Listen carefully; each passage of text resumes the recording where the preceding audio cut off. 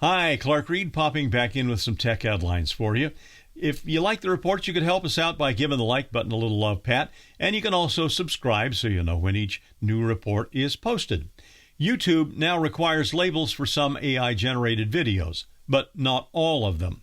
Mashable.com reports YouTube put out a statement saying, quote, "We're introducing a new tool in Creator Studio requiring creators to disclose viewers when realistic content a viewer could easily mistake for a real person, place, or event is made with altered or synthetic media, including generative AI. Not all AI-made videos will be labeled. According to YouTube, the policy only covers AI alterations, digital alterations, or renderings of a realistic person, or footage of real events or places, or complete generation of a realistic-looking scene. For some videos, not a big deal. Exceptions are made for videos that use beauty filters, special effects like a blur or vintage overlay, or color correction. YouTube notes that all those alterations were already available long before generative AI was a thing. One glaring exception, though, animated AI content. It seems that ought to be covered since a lot of kids' videos are animation or include animation. Intel has been awarded an $8.5 billion CHIPS Act grant, and it will have access to billions more in loans. According to CNBC, this is part of the Biden administration's effort to ramp up bridging semiconductor manufacturing and bringing it back to the United States. The additional loan funds could total another $11 billion. Intel has long been a stalwart of the U.S. semiconductor industry, developing chips that power many of the world's PCs and data center servers.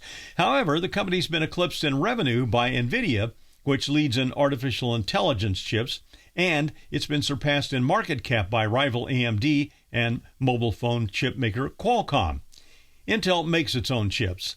AMD and NVIDIA design the chips, and they send the files and staff over to Taiwan's TSMC for actual manufacture of the chips. Intel is building fabrication and research centers in Arizona, New Mexico, Ohio, and Oregon. The French have socked Google with a $270 million fine for copyright protection in news snippets. TechCrunch.com says France's competition authority found that Google disregarded its previous commitments to news publishers.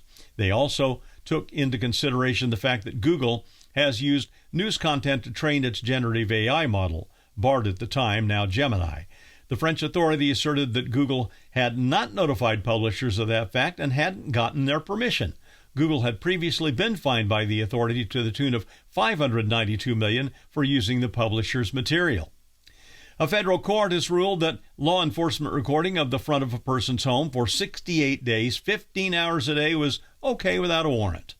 Gizmodo.com reports the officers had no warrant, and they just put a camera on a pole across the street from a fellow's house. The Kansas man, Bruce Hay, was an Army vet who was found guilty of lying about his disability status to get benefits from the VA. The federal court noted that video cameras in public spaces are a common thing now, and so there's diminished expectation of privacy when you're out in the world.